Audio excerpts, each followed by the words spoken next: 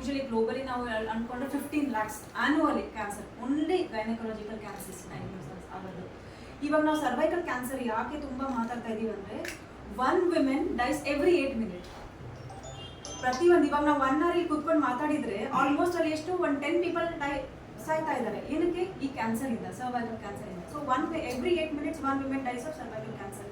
So ಅದಕ್ಕೋಸ್ಕರ 2018 ಅಲ್ಲಿ WHO ಒಂದು ಸ್ಟ್ರಾಟಜಿ ತಂದರು. ಏನು ಸ್ಟ್ರಾಟಜಿ ಅಂದರೆ 90-70-90 ಅಂತ. ಸೊ ಏನು ಮಾಡಬೇಕು ಅಂದರೆ ಇದು 90% ಆಫ್ ಮಕ್ಕಳು, ಓಕೆ, 14 years ಒಳಗಡೆ ಎಲ್ರಿಗೂ ವ್ಯಾಕ್ಸಿನೇಷನ್ ಆಗಬೇಕು. ಆಮೇಲೆ ಆಲ್ಮೋಸ್ಟ್ ಎಲ್ರಿಗೂ ಸ್ಕ್ರೀನಿಂಗ್ ಟೆಸ್ಟ್ ಆಗಬೇಕು. ಆಮೇಲೆ ಸ್ಕ್ರೀನಿಂಗ್ ಟೆಸ್ಟ್ ಮಾಡಿದರೆ ನಮಗೆ ಕ್ಯಾನ್ಸರು ಅರ್ಲಿ ಸ್ಟೇಜಲ್ಲಿ ಕಾಣಿಸ್ಕೊಳ್ಳುತ್ತೆ. ಇವಾಗ ಯಾರಿಗೂ 30 years ನಾನು ಸ್ಕ್ರೀನ್ ಮಾಡಿದರೆ 30 years ಕ್ಯಾನ್ಸರ್ ಆಗಿರಲ್ಲ. ಸೊ ಪ್ರೀ ಕ್ಯಾನ್ಸರಸ್ ಲೀಷನ್ಸ್ ಅಂತ ಹೇಳ್ತೀವಿ, ಅದು ಕಾಣಿಸ್ಕೊಳ್ಳುತ್ತೆ. ಅದು ಕಾಣಿಸ್ಕೊಂಡ ತಕ್ಷಣ ಏನಾಗುತ್ತೆ, ನಾವು ಮಿನಿಮಮ್ ಸರ್ಜರಿ ಮಾಡ್ಬೋದು, ಅವ್ರ ಆರ್ಗನ್ನ ಉಳಿಸ್ಬೋದು. ಸೊ ದಟ್ ಅವ್ರು ಫ್ಯೂಚರಲ್ಲಿ ಮದುವೆ ಆಗ್ಬೋದು, ಮಕ್ಕಳಾಗ್ಬೋದು. ಸೊ ಅದು ಆರ್ಗನ್ನ ಉಳಿಸ್ಕೊಂಡು ಆರ್ಗನ್ ಪ್ರಿಸರ್ವಿಂಗ್ ಸರ್ಜರಿ ಅಂತ ಹೇಳ್ತೀವಿ.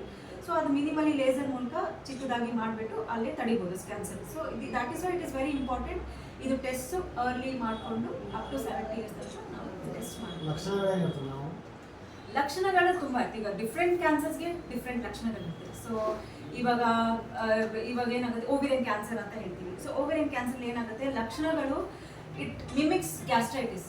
ಇವಾಗ ನಮ್ಗೆ ಏನಾದ್ರು ಗ್ಯಾಸ್ಟ್ರೈಟಿಸ್ ಬಂದರೆ ಕೆಲವೊಂದ್ಸತಿ ಏನಾಗುತ್ತೆ, ಹಾರ್ಟ್ ಅಟ್ಯಾಕ್ ಸಿಂಪ್ಟಮ್ಸ್ ಇರುತ್ತೆ. ಸೊ ಅಲ್ವಾ, ಸೊ ಹೆಚ್ಚಾಗಿ ಏನಾಗುತ್ತೆ, ಗ್ಯಾಸ್ಟ್ರಿಕ್ ಸಿಂಪ್ಟಮ್ಸ್ ಬರುತ್ತೆ ಅವರಿಗೆ. ಗ್ಯಾಸ್ಟ್ರೈಸ್ ಆಗೋದು, ತಿಂದಿದ ತಕ್ಷಣ ಹೊಟ್ಟೆ ಬ್ಲೋಟಿಂಗ್ ಆಗೋದು, ಹೆವಿನೆಸ್ ಆಗೋದು, ಮೋಷನಲ್ಲಿ ಏನಾದರೂ ಪ್ರಾಬ್ಲಮ್ ಅನ್ಸೋದು, ಯೂರಿನಲ್ಲಿ ಏನಾದರೂ ಪ್ರಾಬ್ಲಮ್ ಅನ್ಸೋದು.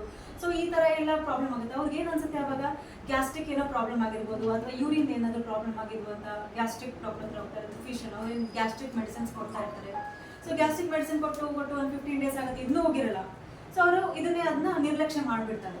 ಸೊ ಹೆಚ್ಚಾಗಿ ಆದಮೇಲೆ ಅವ್ರಿಗೆ ಏನಾಗುತ್ತೆ, ಸಡನ್ ಆಗಿ ಹೊಟ್ಟೆ ಊದ್ಕೊಳ್ಳೋದೆಲ್ಲ ಸ್ಟಾರ್ಟ್ ಆಗುತ್ತಲ್ಲ, ಅವಾಗ ಆಯಸ್ ಆಗ್ತಾ ಇರುತ್ತೆ. ಹೋಗಿದ ತಕ್ಷಣ ಅವಾಗ ಏನಾಗುತ್ತೆ, ಹೊಟ್ಟೆಲೆಲ್ಲ ನೀರು ತುಂಬಿಕೊಂಡಿರುತ್ತೆ. ಸೊ ಅವಾಗ ಅಡ್ವಾನ್ಸ್ ಸ್ಟೇಜಲ್ಲಿ ನಮ್ಮ ಹತ್ರ ಬಂದ್ಬಿಡ್ತಾರೆ. ಸೊ ಈ ಥರ ಏನಾಗುತ್ತೆ, symptoms, most of the symptoms ಏನಾಗುತ್ತೆ, ನಾವು ಬೇರೆ ಕಾಯಿಲೆಗೆ ಮ್ಯಾಚ್ ಆಗ್ತಾ ಇರುತ್ತೆ. ಸೊ ಅದಕ್ಕೆ ವೆರಿ ಇಂಪಾರ್ಟೆಂಟ್.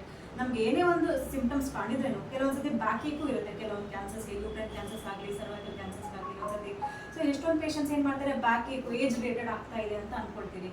ಆವಾಗ ಆರ್ಥೋಪೆಡಿಷನ್ಸ್ ನಾರ್ಮಲಿ ಹೋಗ್ತಾ ಇರ್ತೀವಿ, ಬೋನ್ ಡಾಕ್ಟರ್ಸ್ ಅಂತ, ಅಲ್ಲಿ ನಾರ್ಮಲಿ ಟ್ರೀಟ್ಮೆಂಟ್ ಕೊಡ್ತಾನೆ ಇರ್ತೀವಿ. ಆವಾಗ ಇನ್ನೂ ಕಡಿಮೆ ಆಗಲ್ಲ, ಸರಿ ಆಯಿತು MRI ಮಾಡಿಸೋಣ ಬ್ಯಾಕ್ ಬೋನ್. ಆವಾಗ ಏನನ್ಸುತ್ತೆ, ಅವಾಗ ನಮಗೆ ಕಾಣಿಸುತ್ತೆ ಕ್ಯಾನ್ಸರ್ ಆಗಿ ಬ್ಯಾಕ್ ತನಕ ಸ್ಪ್ರೆಡ್ ಆಗಿದೆ ಅಂತ. ಸೊ ಈ ಥರ ಕೆಲವೊಂದ್ಸತಿ ಕ್ಯಾನ್ಸರ್ಸ್ ಸೈನ್ಸ್ ಏನಿದೆ ಅಲ್ಲ, ಇದು ಸ್ಪೆಸಿಫಿಕ್ ಆಗಿರಲ್ಲ, ಜನರಲ್ ಆಗಿರುತ್ತೆ ಸೈನ್ಸ್. ಸೊ ಅವಾಗ ಏನಾಗುತ್ತೆ, ನಮ್ಗೆ ಏನೇ ಒಂದು ಸೈನ್ಸ್ ಕಂಡ್ರೇನು ಅದನ್ನು ನಾವು ನಿರ್ಲಕ್ಷಣೆ ಮಾಡಬಾರ್ದು. ಆಗಾಗ ಏನಾದರೂ ನಮಗೆ ಸೈನ್ಸ್ ಕಾಣಿಸ್ತು ಅಂದರೆ ನಾವು ಒಂದ್ಸತಿ ಹೋದ್ವಿ, ಅದು ನಮಗೆ ಮತ್ತೆ ಸರಿಯಾಗಲಿಲ್ಲ, ಅದು ನಾವು ಅದನ್ನ ಅವೇರ್ ಆಗಿ ತೊಗೊಳ್ಬೇಕು, ಏಕೆ ಇದಕ್ಕೆ ಸರಿಯಾಗಿ ಆಗ್ತಾ ಇಲ್ಲ. ಸೊ ನಾವು ಫರ್ದರ್ ಏನಾದ್ರು ಇವ್ಯಾಲ್ಯೂಯೇಷನ್ ಮಾಡೋಣ ಅಂತ ಇನ್ವೆಸ್ಟಿಗೇಷನ್ಸ್ ಮಾಡಬೇಕು.